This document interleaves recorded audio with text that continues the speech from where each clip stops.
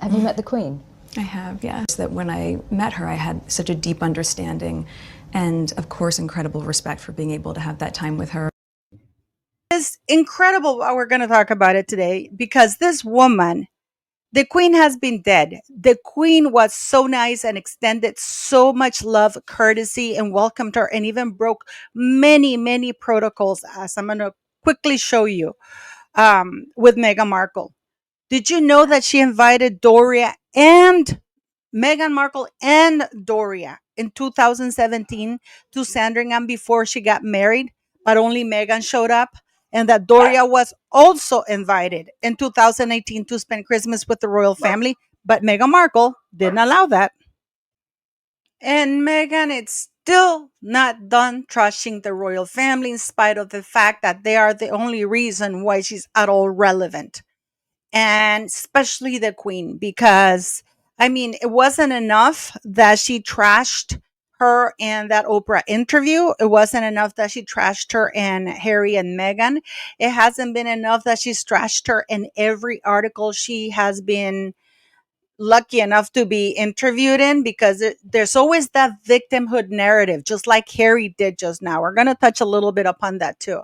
So now she's going to use her podcast, the Lemonada podcast. What a downgrade. What a downgrade. She's going to use it to trash the Queen and the royal family even more, because she's not done blaming them for the fact that she is such a failure. So, yes, we're going to get into this, beautiful people. But before we do, don't forget to click like, share, and subscribe. It's very much appreciated. And this is one of the things that people are saying, surely Meghan must shut up about this. No. The only currency that Meghan Markle has is trashing the royal family. Okay? She spent like what? She did 72 engagements. That's it, guys. That's all she did. She was there less than a year. And the year that she was officially there, she was traveling all over the world. She barely spent any time in the United Kingdom because she knew that she didn't want to stay there. So it's very interesting. Now, I want to show you something because I got a response. Do you remember that during the live that I did with you guys about Gwyneth? Well, it wasn't actually about Gwyneth. It was about Harry and his thing. I left a message because in her story says, ask me anything. So I asked her, if you're friends with Meghan, why don't you follow her on IG? And this is the message I got. This account can't receive your messages because they don't allow new message requests from anyone. And you're wondering, why is that important, Paula?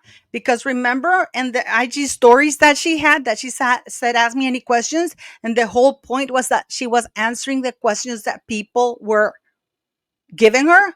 This means that those questions were from people that she knew and that they were scripted.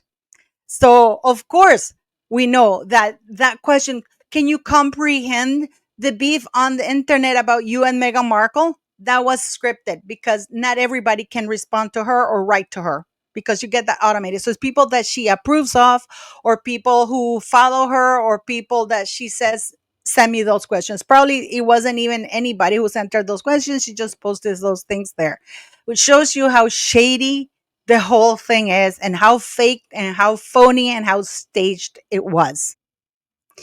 Before we get into Meghan trashing the Queen on her new podcast with everybody, because everybody she has invited, she's using them to highlight a grievance that she has, or a perceived grievance that she has towards the royal family.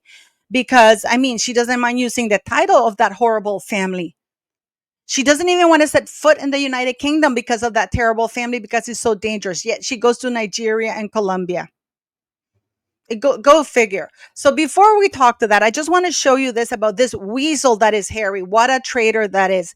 And it's incredible because they both are being accused of bullying, because Harry and Meghan are being accused of bullying. And the problem that it's stemming from, it's more serious than we think. Harry thinks that by simply resigning, he won't be sued. Well, there is bad news for Harry. But what did this weasel do, guys? He went to People magazine. Yeah, Prince Harry went to People magazine, where it goes terrible. Okay? He says that at Sentebale's source, Harry and Meghan Markle, familiar with the situation, tells people that Chandauka has placed significant financial strain on Sentebale. According to the source, when Chandauka was appointed in July 2023, the organization was in stable financial standing. That is absolute BS. Sentebale has been plagued in scandals since 2006, guys. 2009, 2012. They have been reshuffling 2016. But that changed under her leadership. A key turning point came when the tensions arose between Chandauka and a major funder of the Sentebale Polo Cup, the charity's flagship fundraising event. As a result of this breakdown, the 2024 match did not take place.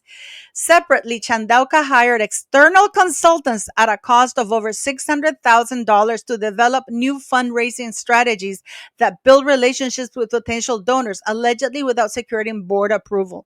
However, those efforts reportedly failed to secure the anticipated funding.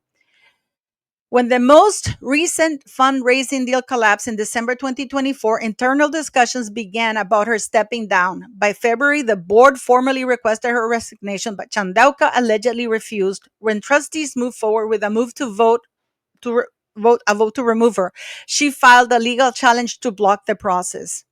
The trustees felt that they couldn't go in good conscience continue to place legal and financial strain on the charity by it proceeding in court and chose to resign, the source says. Now, guys, this is absolutely disgusting because the reason why Dr. Chandauka was angry is because Harry was secure. Do you remember Polo? The Netflix deal that he secured that bombed in Netflix?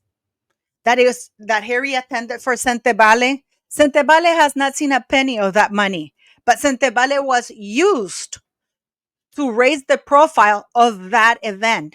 That was the whole reason why Harry was there and even Meghan, and they got paid, but Sentebale did not get any money. And where things get really tricky is because he is going to be exposed. And rather than going to quietly to court and presenting the facts, he quits because he is a traitor and he knows that Dr. Sophie Chandauka is a highly respected individual and she has the receipts to back everything up.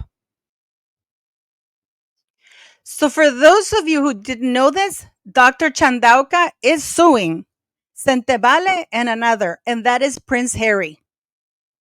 That is Prince Harry because Prince Harry has been using Sentebale as a vanity project in order to to raise funds for the institution, but not really giving them funds. And it seems this is alleged, guys, that he has been siphoning funds from Sentebale to Archwell through third parties such as Fidelity Charitable. A lot of people have quit in the past 3 to 4 years ever since Harry took over. And that's because Meghan Markle wants to be part of that. And she clashed. Dr. Chandauka, Mrs. Chandauka said that no, Meghan has nothing to do with the charity and she shouldn't be dictating the policies of the charity. She also saying that we're raising funds in Africa and you, Harry, playing polo for Netflix, which is a semi-reality TV show for Archwell Productions, and using Sentebale, the name of Sentebale, and yet not giving 1 cent to this organization. I'm not going to allow it. I am not going to allow it. And she is right. So we're gonna get now into the podcast that Meghan Markle is launching, where she's basically, you know, she has nothing more to sell. So she's gonna make stuff up about the dead queen and the royal family and how racism hindered her and how she has failed because the royal family's power reaches across the board, because of course the podcast is gonna be about me, and how the queen was that evil. Many of you don't know this, but the Queen broke protocol for Meghan Markle and Doria Ragland. She invited them both on 2017 when Meghan Markle wasn't even married to Harry. She invited Doria and Meghan, something that had never been done. And of course, Meghan didn't have her mother over, and nobody's talking about that. And then she invited Doria and Meghan again in 2018 after she was married. And again, Meghan refused to bring her mother. We should ask ourselves why. Not only that, the Queen brought Meghan for the first time. Even Catherine had never done that. Gone in the royal train, because the royal train was only for the top four seniors, which is the Queen, Prince Philip, Prince Charles, and well, now Camilla. But this is the Queen going with Meghan. She took her under her wing, and she went on that. They went to Cheshire. I've been to Cheshire many times. It's beautiful. But she invited Meghan Markle, which actually broke with tradition, because she even Catherine wasn't invited to that. How the Queen had been so supportive, and how wonderful it was for her to meet Archie, her great grandson, and how beautiful, how well received everybody. They were all where how they were also excited to have Archie, and how kind the Queen had been, and the entire royal family. That's what she said at the time.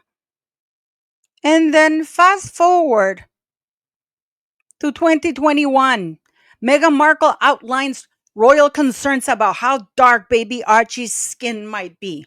She immediately trolled the entire royal family, and she branded everybody a racist. How terrible is that? From somebody who basically bent the rules for you. Then she goes on that Harry and Meghan horrible thing. In the podcast, Lemonada podcast, again, she was taking swipes at the royal family, because she was implying that people were calling her a diva, a bully. Remember, guys? The bitch word, the slut word. Yes, because pretty much that's what she that's what she is, in my very humble opinion. I mean, I'm surprised Meghan Markle walks, because she's always horizontally. Even that video that she appeared with Gwyneth Paltrow. I mean, basic etiquette. You do not put your feet up on somebody else's table. She looks like a homeless hobo. I mean, she's terrible, guys. Now, what I'm about to show you is very important, because Meghan Markle, um, Harry proposed to Meghan Markle at the beginning of November. Meghan Markle appeared in the cover of Vanity Fair on early October, which means that Harry hadn't proposed. She didn't know that he was going to propose. She was still his girlfriend. We know that the ex Vanity Fair editor, Graydon Carter, has come out and spoken against Meghan Markle. And basically, he called her delusional and adrift. What I want you to focus on, this is the cover that she says, "Well, about Harry." Keep in mind that Meghan Markle contacted them. It wasn't the other way around. Okay. Carter admits he had never heard of Markle before her 2017 cover, right? And it was her then agent that got in touch with Jane Sarkin, who booked our covers, came in and said, "We should do a cover on Meghan Markle," Carter told the Post. I said, "I have no idea who that is." She said, "She's on Suits." I said, "I have no idea what that is. Why should I do a story on her?" So she said, because she's going to marry Prince Harry. This was late September, because this was going to be for the first week of October. Carter laughs, remembering how at one point during the interview, Markle challenged the reporter. "Excuse me, is this going to all be about Prince Harry? Because I thought we were going to be talking about my charities and my philanthropy." Raising his eyebrows, Carter said of Markle, "This woman is slightly adrift on the facts of and reality." Whole spiel that she gave the entire world is that she was a humanitarian first and foremost, and she was angry that they were talking about Harry, because at that time she wasn't sure whether that relationship was going to last, because he hadn't put a ring on the finger yet. So she wanted her humanitarian, because she was all about being a humanitarian, right, guys? So this humanitarian now is talking about Megan daydreaming about the rose cupcakes and the other never before seen moments from season 1 of With Love Megan on at Netflix. We couldn't fit it all in. Thank God. But my goodness, did we have fun trying. Thanks again to the crew. Miss you guys. Yeah, you better miss them, because you're never going to work with them. Okay.